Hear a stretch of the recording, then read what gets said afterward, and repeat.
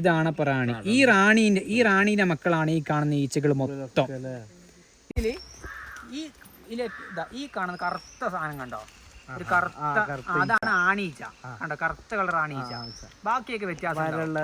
അങ്ങനെ ലൈറ്റ് വയറുള്ള എന്തെന്ന് പെണ്ണീച്ച. ഈ പൂമ്പൊടിയും എല്ലാ പണിയും ചെയ്യുന്ന ആരാണ്? പെണ്ണീച്ചയാണ്. അതൊക്കെ പൂമ്പൊടി കൊണ്ടുവരുന്ന ഈ പാഷൻ ബൂട്ടിന്റെ പൂമ്പൊടിയാണിത്. ഇനി നമ്മളിത് വെക്കാൻ പോവാണ്. അപ്പൊ നിങ്ങൾ പതുക്കെ വെച്ചോ. അപ്പൊ ഇനി ഇത് നശിപ്പിക്കണ്ട അല്ലേ? ഇതിൽ ഓൾറെഡി മുട്ട ഉണ്ട്, റാണി മുട്ട ഇടുന്നുണ്ട്. അപ്പൊ ഇത് നല്ല അടയാണ് അർത്ഥം, ഹെൽത്തി ആയിട്ടുള്ള അട. അപ്പൊ ഇതൊന്നും ചെയ്യണ്ട. ഇനി ഇത് അതേപോലെ എന്ത് ചെയ്യുക, വളരെ സാവധാനം വെക്കുക.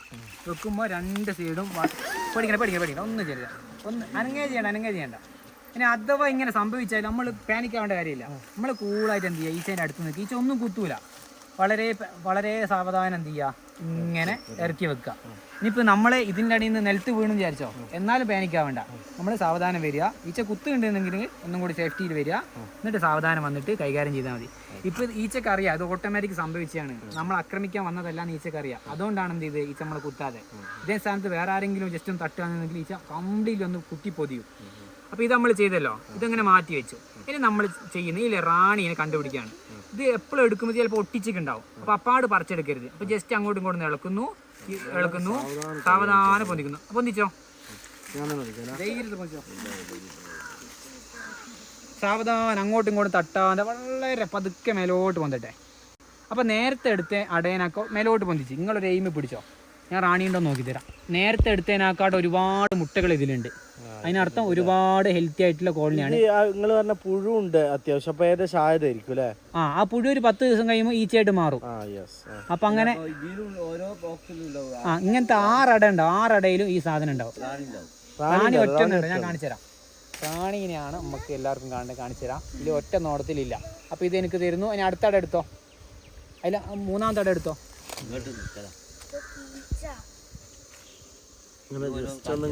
ജസ്റ്റ് അങ്ങോട്ടും ഇങ്ങോട്ടും വിടർത്തിയിട്ട് പതുക്കെ എടുക്കാം. ഇത് നമ്മൾ റാണീനെ നോക്കുകയാണ്. റാണി ഉണ്ടെന്നുണ്ട് പെട്ടെന്ന് കാണും. ഈ റാണി പോയി കഴിഞ്ഞാൽ പിന്നെ വലിയ നിൽക്കൂല. റാണി പോയി കഴിഞ്ഞാൽ ഇവരുടെ കഴിഞ്ഞു, വെടിക്കെട്ട് കഴിഞ്ഞു. ഇവരങ്ങനെ പിന്നെ റാണീനെ കണ്ടു. ഫസ്റ്റ് ഇവർക്ക് കാണിച്ചു കൊടുക്കട്ടെ. ഇത് കണ്ടോ, ഒരു നീണ്ട് വലുപ്പമുള്ള, അതിൻ്റെ ചുറ്റും കുറേ വേലക്കാർ ഈച്ചകൾ അതിനെ പരിചരിക്കാൻ വേണ്ടി പോകും.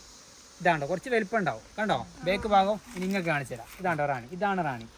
പെട്ടെന്ന് നീളൊക്കെ കുറച്ച് നീളമുണ്ട്. അതിന്റെ ചുറ്റും വേലക്കാർ ഈച്ചകൾ അതിനിങ്ങനെ പരിചരിച്ചുകൊണ്ടിരിക്കും. അതിന്റെ കാലൊക്കെ ഇതാ പോകുന്നത്. കളർ വ്യത്യാസം സൂക്ഷിച്ചു നോക്കിയാൽ മനസ്സിലാവും. ഒരു തിളക്കം ഉണ്ടാവും.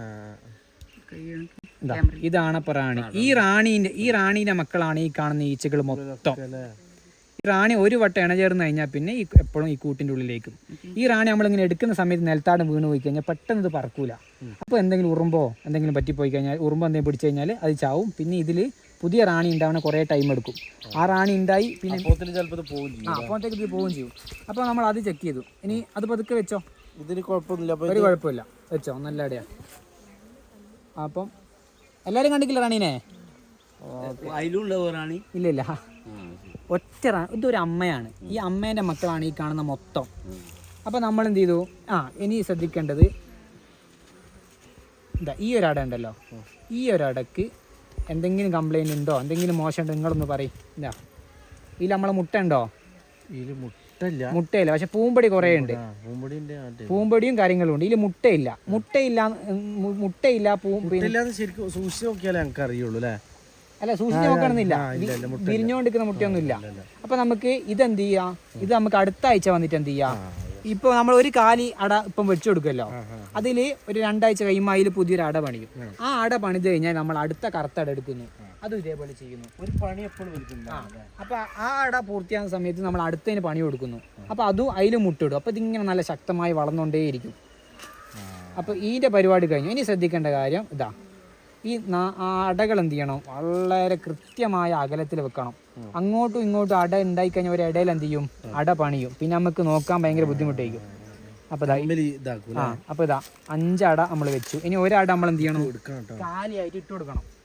അപ്പോൾ അതാ ഇത് പിടിച്ചോ. ഇത് വേറെ കാര്യം ശ്രദ്ധിക്കേണ്ട വെച്ചാൽ ഇതിൻ്റെ മേലെയും കണ്ടില്ലേ മെഴുകുണ്ട്. അപ്പോൾ അത് നമ്മൾ എന്ത് ചെയ്യണം, ജസ്റ്റ് ഇങ്ങനെ ക്ലീൻ ആക്കി കൊടുക്കണം. പിടിച്ചിട്ട് ജസ്റ്റ് ഒന്ന് സിമ്പിളായിട്ട്. ഓക്കെ, ആ പരിപാടി കഴിഞ്ഞു. ഇനി ജസ്റ്റ് വെച്ചോ. ഇതോ, ഇത് നമുക്ക് വാങ്ങാൻ കിട്ടും. ഇത് ആശാരിമാരുണ്ടാക്കും. നമുക്ക് ഭയങ്കര പണിയാണ്. ഇനി കറക്റ്റ് പതുക്കെ വെച്ചോ. ഇനി കറക്റ്റ് അളവ് ഇത് നമുക്ക് ഉണ്ടാക്കാൻ പറ്റും, സിമ്പിളാണ്. ഇല്ലല്ലോ.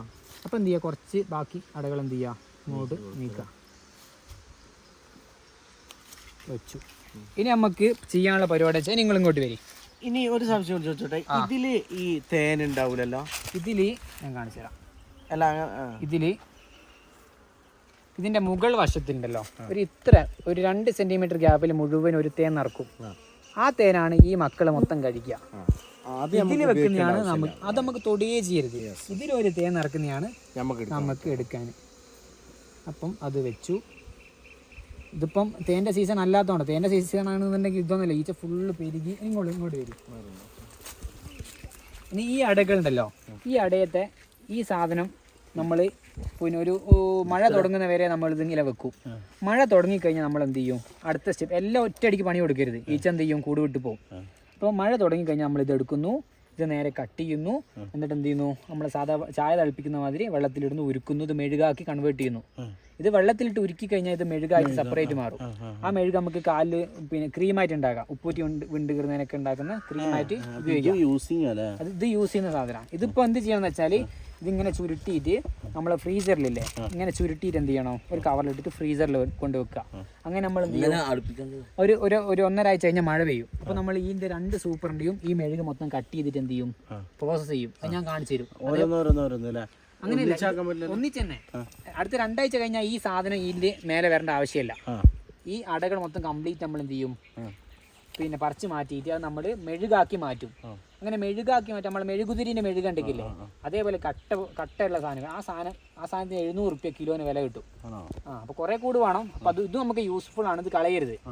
അപ്പോൾ നമ്മൾ എന്ത് ചെയ്യാണ്, ഇപ്പം നമ്മൾ ഇത് വേണമെങ്കിൽ നമുക്ക് മാറ്റി വെക്കാം, പക്ഷെ നമ്മൾ ചെയ്യുന്നില്ല, കാരണം ഒരു പണി ഓൾറെഡി അടി കൊടുത്തിരിക്കുകയാണ്. അപ്പൊ ഇതിലൊരു ഈച്ചനും കാണില്ലല്ലോ, അതിലേക്ക് ഇറങ്ങി. അപ്പൊ ഇത് വെച്ചിട്ട് ഇത് അതിലേക്ക് വെച്ചോ, വെക്കുമ്പോൾ ഇങ്ങനെ കൂട്ടി പിടിക്കുന്നു, വളരെ സാവകാശം വെക്കുന്നു. ഇനി അടുത്ത കൂട് കംപ്ലീറ്റ്ലി നിങ്ങളാണ് കൈകാര്യം ചെയ്യുന്നത്. ഇത് കഴിഞ്ഞ ലേശം സംശയ നിവാരണം അതൊക്കെ നമുക്ക് ക്ലിയർ ആക്കാം. ചോറ് ഭക്ഷണം കഴിച്ചില്ല. ഇനി കുറച്ച് ബേക്കിൽ എടുത്തോ, 2x എടുത്തോ. ഇനി ഇത് ചെയ്തു. ഇനി നമ്മളിങ്ങനെ കെട്ടുന്ന എങ്ങനെയാണ്, ഇതാ ആദ്യം പ്ലാസ്റ്റിക് എടുത്ത്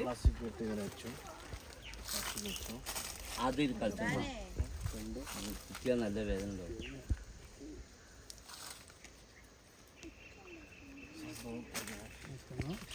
ഇവിടെ പ്രസ് ചെയ്യുന്നു, അയക്കില്ല, അടിയിലയിക്കില്ല. 2 വട്ടം ചെയ്യുമ്പോൾ പിന്നെ അങ്ങ് പഠിച്ചോളും. പിന്നെ ടക്ക് പഠിക്കേണ്ട ഒരു താമസമാണ്. പഠിച്ചു കഴിഞ്ഞാൽ പിന്നെ സിമ്പിൾ പരിപാടി. വെച്ചു, ആ അവിടെ അടി കൂടെ എടുത്തിട്ട് ഒന്ന് കൊണ്ടുപോകുന്നു.